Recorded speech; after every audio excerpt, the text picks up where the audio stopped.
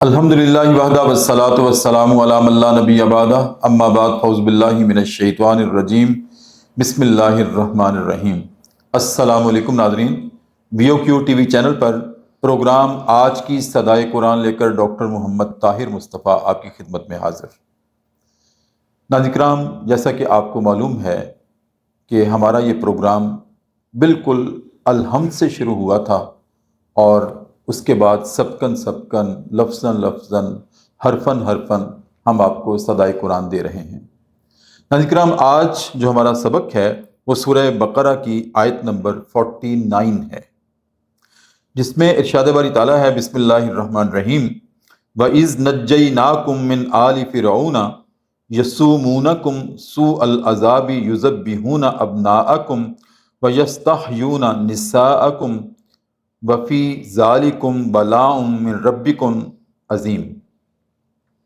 اور وہ دن یاد کرو جب ہم نے تمہیں فرعون کے لوگوں سے رہائی عطا کی تھی، انہوں نے تمہیں بڑے عذاب میں مبتلا کر رکھا تھا، وہ تمہارے بیٹوں کو ذبح کرتے تھے اور عورتوں کو زندہ رکھتے تھے۔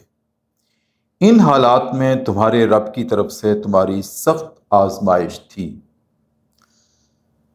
ناظرین کرام، کلام اللہ ہے، اس کے ہر لفظ میں، ہر حرف میں ہمارے لیے رہنمائی کے چراغ روشن ہوتے ہیں، ہمارے لیے عبرت کے دروس ہیں، عبرت کے سامان ہیں، سوچنے سمجھنے اور تفکر کی راہیں ہیں۔ سوال یہ ہے کہ قرآن کریم کی یہ جو آیت ہے، سورہ بقرہ کی آیت نمبر 49، اس میں اللہ نے اپنے ایک احسان کو یاد دلایا ہے کہ یاد کرو جب ہم نے تمہیں فرعون کے لوگوں سے نجات عطا کی تھی۔ کون مخاطب ہیں اس سے، کس کو کہا جا رہا ہے؟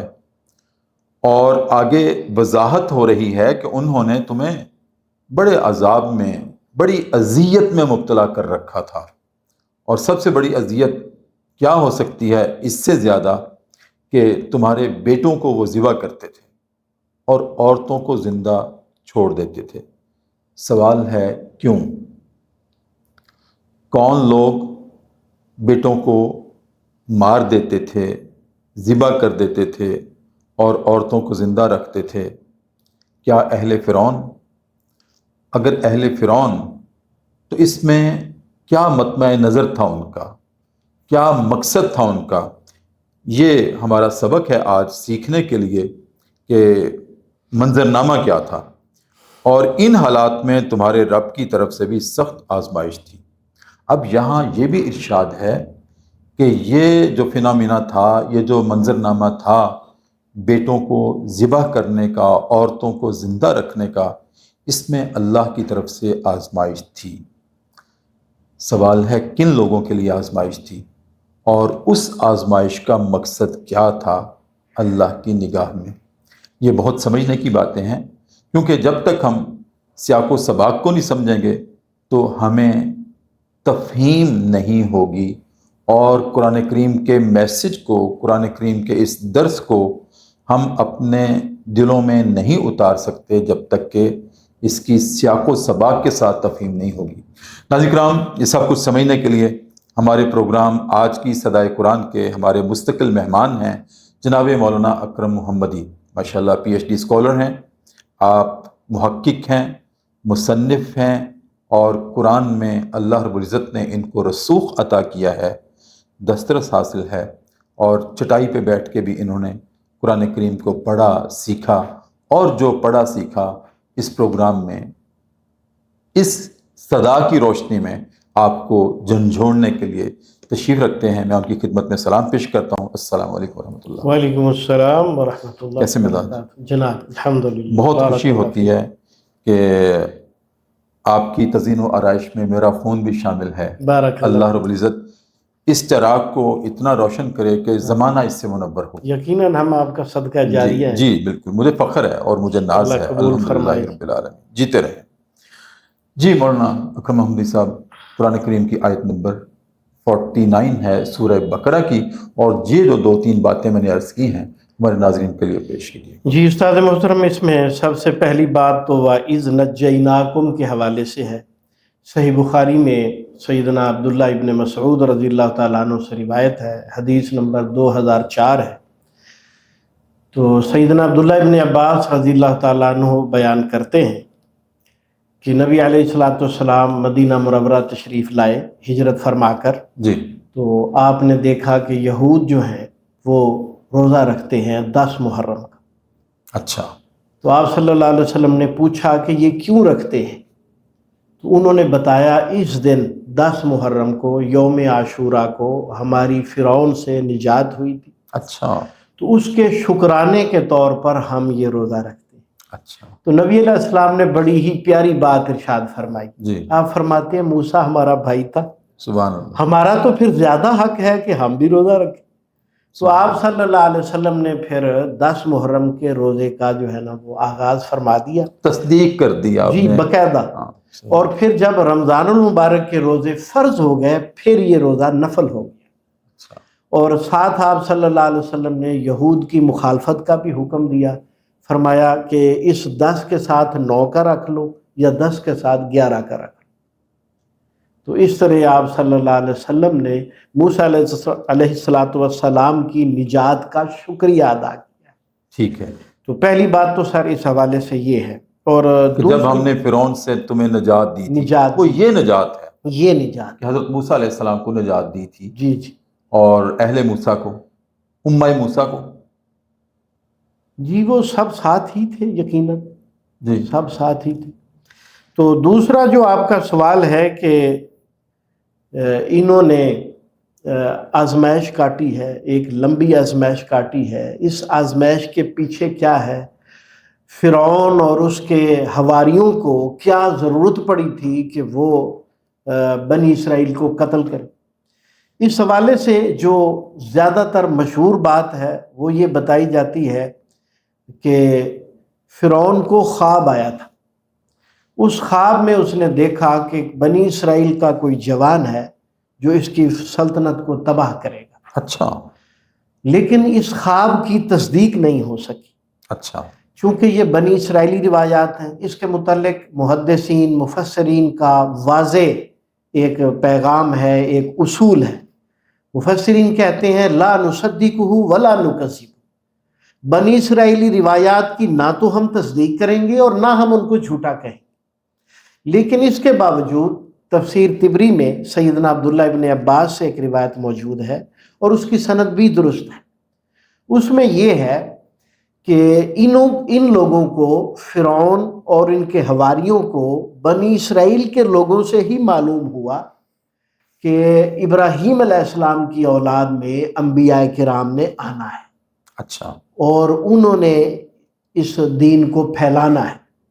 تو انہوں نے پھر آپس میں بیٹھ کر طے کیا کہ ہم ان کو آنے ہی نہیں دیتے اور ان کے بچوں کو ہم قتل کرنا شروع کر دیتے ہیں۔ پھر انہوں نے باقاعدہ طور پر ٹیمیں تشکیل دے دی کہ جن کے پاس قتل کرنے کے آلے، خنجر، چھریاں وغیرہ ہوتی، اور وہ بنی اسرائیل کی آبادی کا چکر لگاتے رہتے، جہاں ان کو کوئی نو مولود بچہ ملتا تو اسے وہ قتل کر دیتے۔ قرآن مجید میں رب العزت نے لفظ بولا ہے یذبحون، یہ ذبح یذبح تسبیح، یہ قرآن مجید میں رب العزت نے ایسا لفظ استعمال کیا ہے کہ اس لفظ کے اندر یہ مفہوم ہے کہ بہت بری طرح ذبح کرتے تھے، یعنی وہ انتہائی تکلیف دہ عمل ہوتا ہے۔ ایک ہوتا ہے نا جیسے آج کل ہمارے ہاں گولی ماری اور بندہ اسی وقت فوت ہو گیا، وہ یہ نہیں کرتے تھے، یعنی وہ ذبح بھی کرتے تھے تو جسم کے ٹکڑے کر دیتے جسے تھے۔ مسلح کرنا کہتے ہاں ہیں۔ مسلح کہہ لیں، مسلح تو خیر اس میں نہیں آئے گا، مطلب وہ ذبح کرتے اور ذبح کرنے کے بعد جسم کے کئی ٹکڑے کرتے، اسی مسلح کہتے ہیں جی۔ تو مسلم میں عموماً استاد محترم یہ ناک کان کاٹنا، وہی، ہاں جی، یہ خصوصاً چہرے کو بگاڑنا مسلم میں یہ آتا ہے۔ اچھا، اور یہ جو چیز ہے یہ جسم کے باقی جسم کے ٹکڑے یعنی بری طرح قتل کرنا۔ تو دیکھیں اب یہ اتنی بڑی آزمائش یہ اس وجہ سے ایک فرعون کو شک تھا کہ ایک بیٹا اس پیدا نسل ہوگا، میں سے کوئی اٹھے نوجوان گا، آئے گا، نوجوان اٹھے گا ہاں، اور وہ میری سلطنت کو برباد کر دے گا۔ اس کو بچانے کے لیے انہوں نے قتل شروع کر دیا۔ قتل عام شروع کر دیا۔ جی، پھر ظاہر بات ہے جب ظلم ہوتا ہے تو ظلم بڑھتا ہے تو اس کے ختم ہونے کا وقت بھی آتا ہے۔ پھر جب انہوں نے دیکھا کہ بنی اسرائیل کے بوڑھے جو ہیں وہ اپنی موت آپ مر رہے ہیں، دنیا سے جا رہے ہیں، اور جو ان کے بچے ہیں ان کو ہم قتل کیے جا رہے ہیں، پیچھے نوجوان تو ہے نہیں ہے، تو پھر کل کو جو مشقت یہ ہماری جگہ کر رہے ہیں وہ ہم ہی کرنی پڑے گی۔ صحیح۔ پھر انہوں نے دوسرا قانون لاگو کیا کہ 1 سال ان کے بچوں کو پیدا ہونے دیں اور 1 سال قتل کریں۔ تو جب موسیٰ علیہ السلام کی والدہ کے ہاں ان کے بھائی ہارون پیدا ہوئے تو یہ وہ سال تھا جس میں امن سکون تھا، قتل نہیں ہونا تھا، اس لیے بلا خوف و خطر وہ اس سے جو ہے نا انہوں نے اس کو جنم دیا اپنے بیٹے ہارون کو۔ اور جب موسیٰ علیہ السلام سے امید سے ہوئیں تو پھر وہ والا سال تھا، اس لیے پھر انہیں جیسے اللہ رب العزت نے انہیں الہام کیا وہ صندوق میں بند کر کے وہ دریا کے سپرد کر دیا۔ اور پھر اگلا معاملہ تو سارا قرآن مجید میں جب اس کی تفصیل آگے آئے گی تو پھر انشاءاللہ وہیں اس کو بیان ڈسکس کریں گے۔ اچھا، انشاءاللہ۔ اس میں آزمائش کا پہلو تھا، آزمائش جی آزمائش ہے نا جی، ایک بچہ جو کہ آپ کی اولاد ہے، اولاد کس کو پیاری نہیں ہوتی؟ اولاد تو جانوروں کو بھی اپنی پیاری ہوتی ہے۔ آپ نے دیکھا ہوگا کہ اگر باز یا کوئی اور پرندہ جو ہے وہ مرغی کے بچوں کو اٹھانے آئے تو مرغی کی کیسے اپنے پر ہاں جی کھولتی ہے۔ پر پھیلا کے وہ باز پہ حملہ کر دیتی ہے۔ چیز ہے کہ ایک انسان کا بچہ جو اس کے مقابلے میں پالنا بھی بہت مشکل ہے اور اس سے محبت بھی زیادہ ہوتی ہے، تو رب العزت نے خود ہی فرما دیا بلاء عظیم، بہت بڑی آزمائش ہے۔ تو جس کو اللہ مالک الملک خود کہے کہ بہت بڑی آزمائش ہے، وہ واقعی بہت بڑی آزمائش ہے۔ اس کو ٹھیک ہے۔ ناظرین کرام دیکھیں، آزمائش میں انسان کو مشکلات کا سامنا کرنا پڑتا ہے۔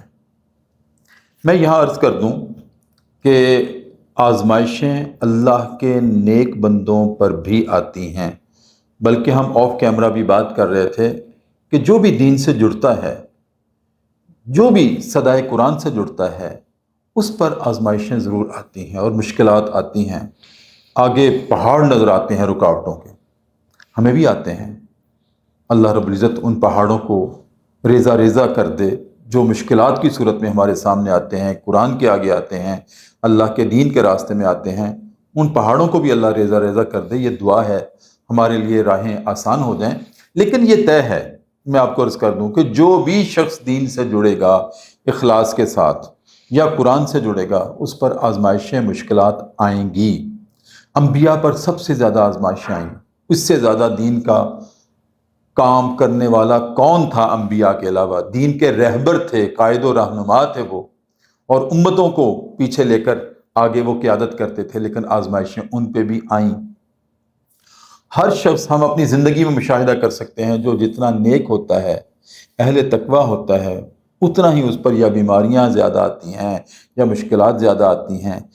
تو میں خلاصے کے طور پر، صدائے قرآن کے طور پر میسج آپ کو یہ دینا چاہتا ہوں کہ جو آزمائش، جو مشکل، جو تکلیف، جو مصیبت آنے کے بعد آپ کا رخ فکر و عمل کا اللہ کی طرف موڑ دے، اس آزمائش میں خیر ہے۔ وہ آزمائش اللہ کی طرف سے اپنی طرف قرب کا ذریعہ بناتی ہے، قرب کا ذریعہ بنانے کے لیے ہوتی ہے۔ اور جو تکلیف، جو مصیبت، جو مشکل آپ کو اللہ سے دور کر دے، سمجھ لیں وہ کسی گناہوں کی سزا ہے۔ یہ خیال رکھنا چاہیے۔ جب آپ یہ فرق سمجھ لیں گے کہ جو مصیبت آئی، جو بیماری آئی، جو تکلیف آئی، اس نے آپ کا رخ اللہ کی طرف موڑ دیا، توبہ کی طرف موڑ دیا، رجوع اللہ کی طرف موڑ دیا، سمجھ لیں کہ اس میں خیر ہے، اس میں برکت ہے، اور اس میں فلاح ہی فلاح ہے، اس دنیا میں بھی اور آخرت میں بھی۔ ناظرین کرام، اسی کے ساتھ ہم آج کا پروگرام، آج کی صدائے قرآن ختم کرتے ہیں۔ اپنے میزبان ڈاکٹر محمد طاہر مصطفیٰ کو اجازت دیجیے۔ اپنا بہت خیال رکھیے۔ اللہ حافظ۔